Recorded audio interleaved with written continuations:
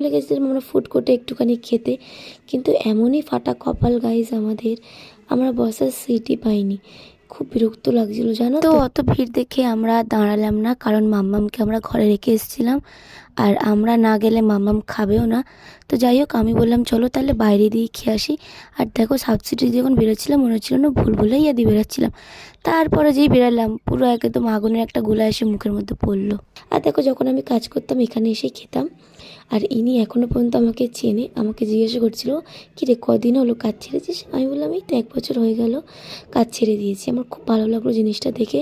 তারপর দেখো, আমার দিদিকে কাজের মাসি বানিয়ে দিয়েছি, বিকজ রাত্রে করে ননভেজ নিয়ে যাওয়া আমার অ্যালাউ নেই, তাই জন্য আর কি। আমার দিদি নিজেই বলছিল আমি কাজের মাসি হয়ে গেছি।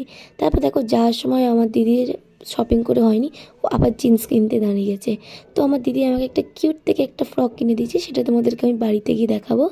তো দেখো, ফাইনালি 10টা